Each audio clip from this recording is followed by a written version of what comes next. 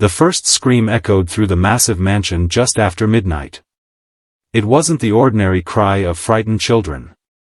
It was the desperate, unbearable scream of two little boys who clutched the same oversized teddy bear as though their lives depended on it.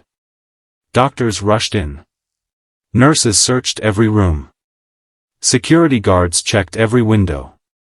Yet no one could explain why the twins, who had been perfectly healthy only hours earlier, suddenly screamed in agony every single time they hugged that stuffed toy. Even the feared Mafia boss, Vincent Romano, a man whose name made entire criminal organizations tremble across New York City, found himself powerless before the tears of his own children. Before we continue this emotional story, if you believe kindness can appear in the most unexpected places and that everyone deserves a second chance, please take a moment to like this video, leave a comment, share it with your friends, and subscribe to the channel. Your support helps bring more unforgettable stories like this one. Vincent Romano had spent 20 years building an empire that stretched across the east coast of the United States. His enemies feared him. Politicians respected him. Business leaders shook his hand with forced smiles.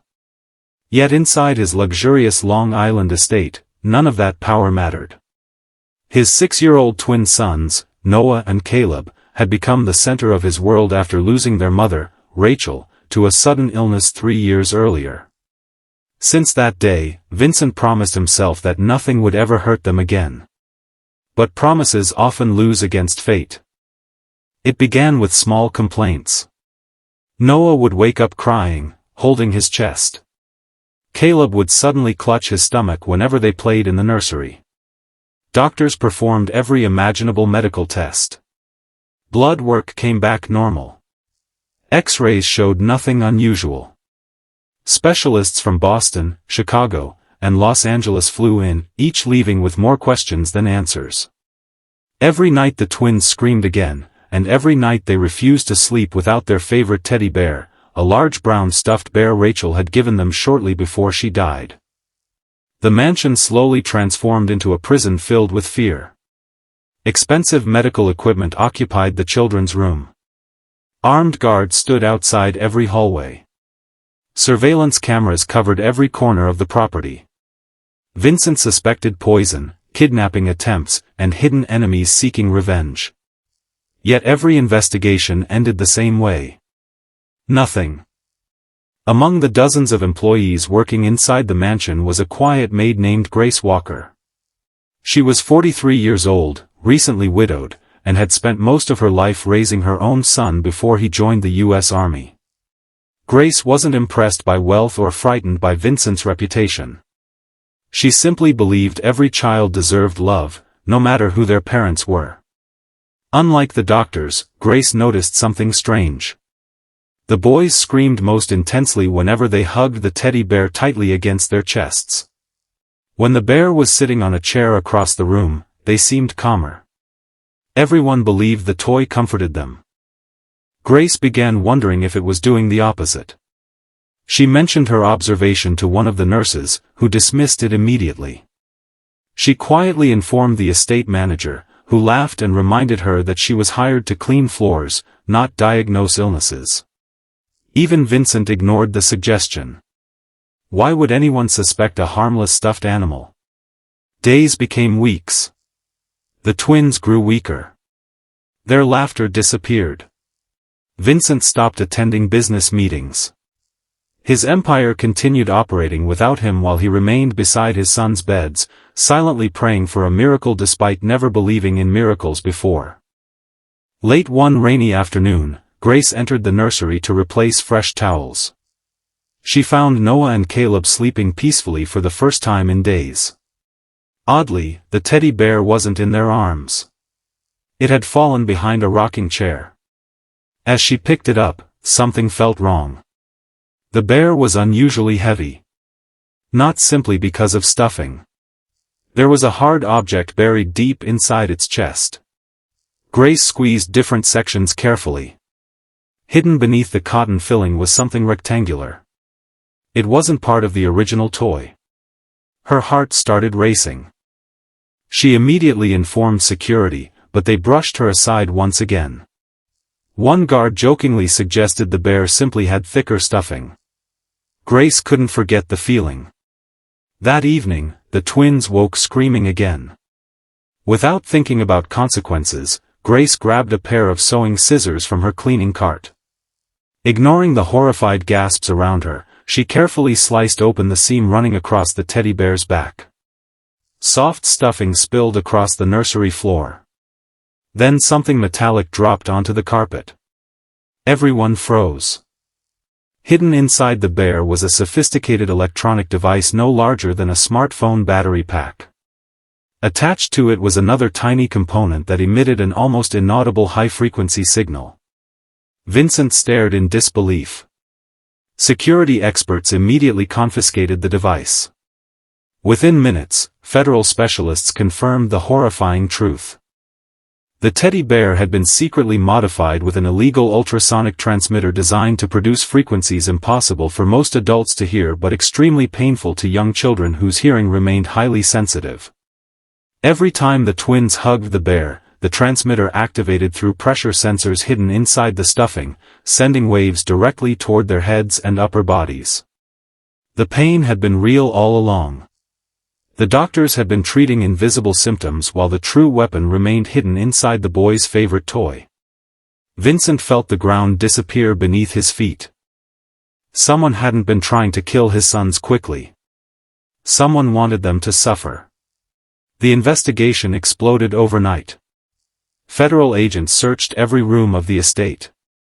Security footage from months earlier revealed that the teddy bear had briefly disappeared during a charity gala held inside the mansion.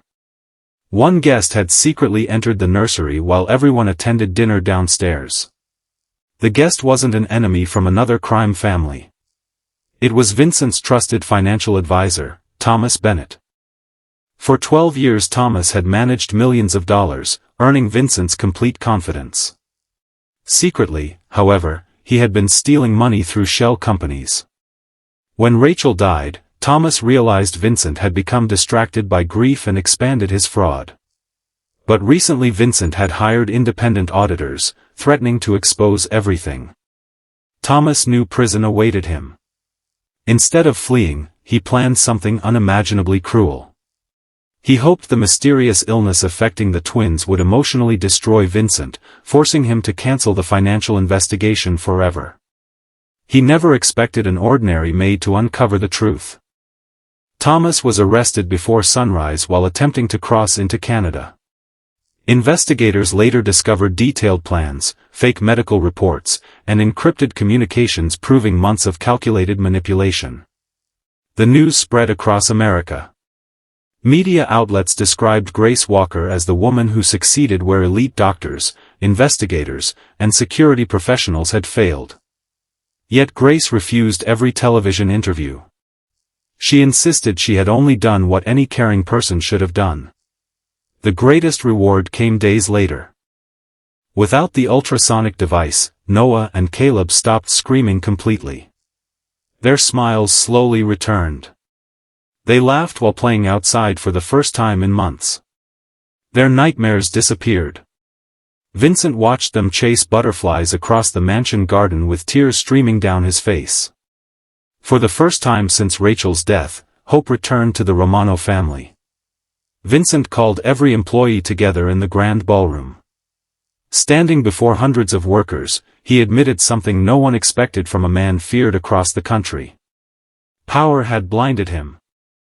He had trusted expensive experts while ignoring the simple observations of someone society barely noticed. He thanked Grace publicly before placing the keys to a beautiful house in Connecticut into her hands, along with enough money to ensure she would never have to work another day unless she wanted to. Grace accepted with quiet gratitude but asked for one additional favor. Instead of spending millions on gifts for her, she requested Vincent establish a children's medical foundation dedicated to helping families who couldn't afford specialists when mysterious illnesses appeared. Vincent agreed immediately. Within a year, the Rachel Romano Children's Hope Foundation opened in New York, providing free diagnostic support to thousands of struggling families across the United States. Grace became its first director of family care. Every child entering those doors reminded her why compassion mattered more than titles or wealth. Years later, Noah and Caleb often visited the foundation after school. They greeted frightened children with warm smiles, sharing toys that carried no hidden secrets, only kindness. The old teddy bear remained locked inside an evidence room forever, no longer remembered as a symbol of fear but as proof that evil sometimes hides beneath comforting appearances. More importantly, it reminded everyone that truth often arrives through the quiet courage of ordinary people willing to trust their instincts when everyone else refuses to listen. If this story touched your heart, please support it by liking the video, sharing it with someone you love, leaving a comment below, and subscribing to the channel so more inspiring stories can reach people around the world. Speech balloon special request: before you leave, comment, "Kindness sees the truth," if you believe even the smallest act of courage can change someone's life forever. Vincent Romano eventually discovered that the strongest person in his mansion had never been the man surrounded by armed guards. It had been a humble maid with a compassionate heart, who looked beyond appearances, trusted her instincts, and saved two innocent boys. And in saving them, she reminded everyone that real heroes rarely wear expensive suits or carry power. They simply choose to care when everyone else looks away.